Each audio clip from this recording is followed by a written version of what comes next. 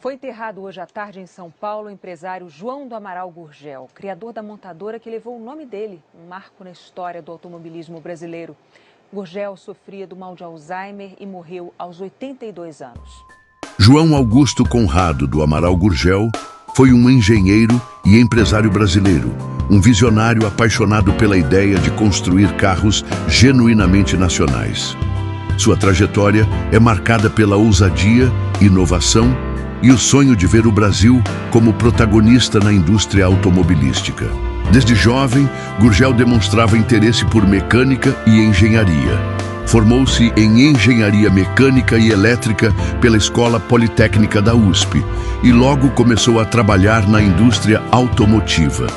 Mas seu objetivo era maior: criar uma marca própria, com tecnologia e produção 100% brasileiras. Em 1969, Gurgel fundou a Gurgel Motores S.A. em Rio Claro, interior de São Paulo. A empresa nasceu com a missão de produzir veículos robustos, adaptados às condições das estradas brasileiras e com tecnologia nacional. Seus primeiros modelos, como o Chavante e o X12, eram jipes utilitários com mecânica Volkswagen, mas já apresentavam soluções inovadoras como a carroceria de plástico reforçado com fibra de vidro, mais leve e resistente à corrosão. A Gurgel não se limitou aos utilitários.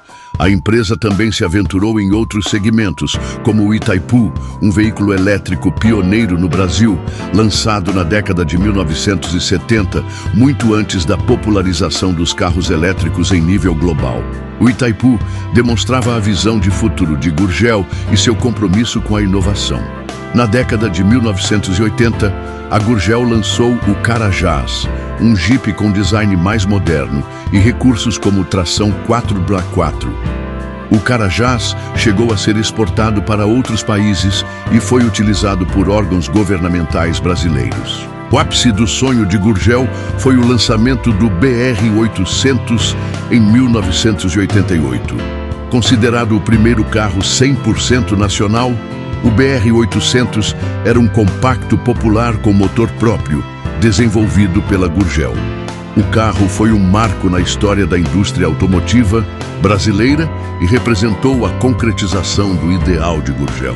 Apesar do sucesso inicial e do reconhecimento pela inovação, a Gurgel enfrentou dificuldades financeiras na década de 1990, principalmente devido à abertura do mercado brasileiro às importações e à falta de apoio governamental.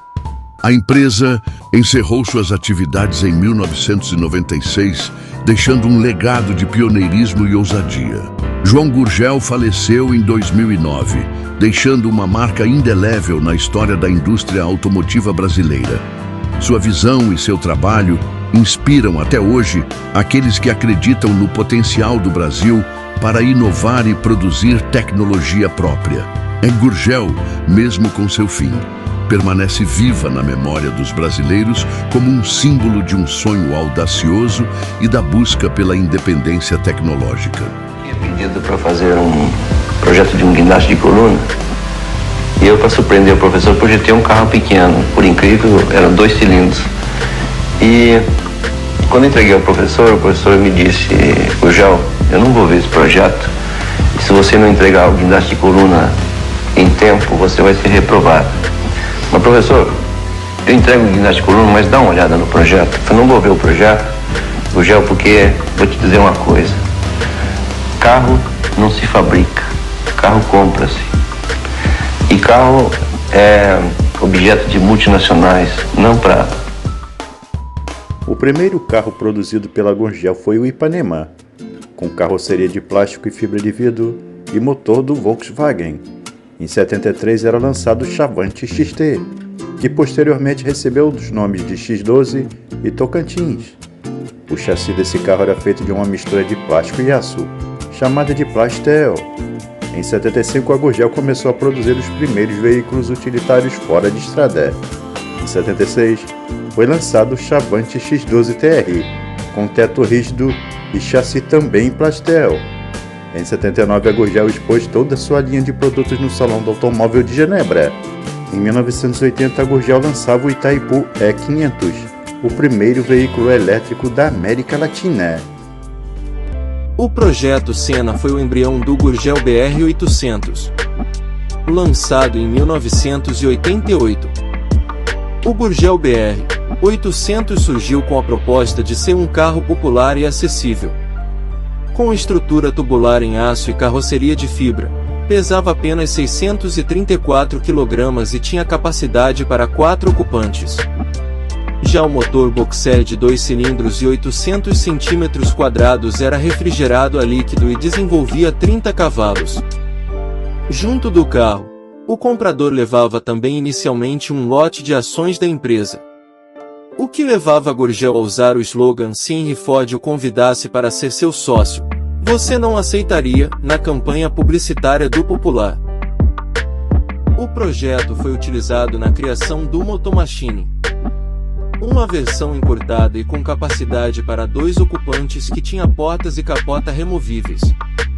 O BR-800 seria substituído em 1992 pelo Supermini, uma evolução que mantinha a mesma mecânica, mas com tampa do porta-malas e vidros de abertura convencional nas portas dianteiros. Saiu de linha em 1995. A Gurgel entrou nos anos 1990 com bons resultados de vendas e financeiros.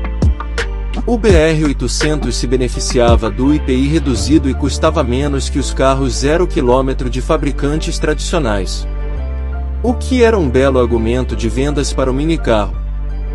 Mas a criação do carro popular, que estendeu o benefício do IPI menor para carros de motor até 1000 cm sobrescrito 3, e a abertura do mercado para os automóveis importados acabou impactando de maneira pesada na empresa.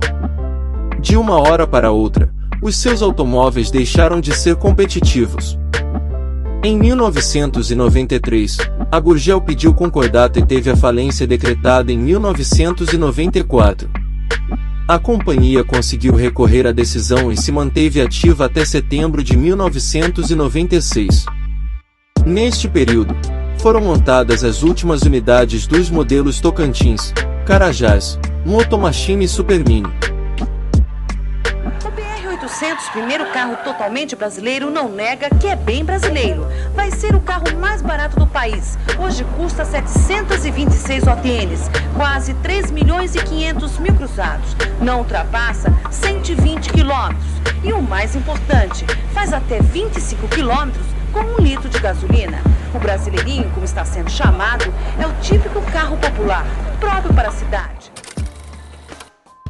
E aqui segue a nossa homenagem ao brilhante e saudoso engenheiro João Augusto do Amaral Gurgel, que um dia sonhou em produzir um carro 100% nacional, tal como queria fazer o senhor Nelson Fernandes nos anos 60 com o Democrata. Agradecemos aos gentis amigos por terem assistido até aqui nosso vídeo. Lembrando, não se esqueçam de curtir e compartilhar.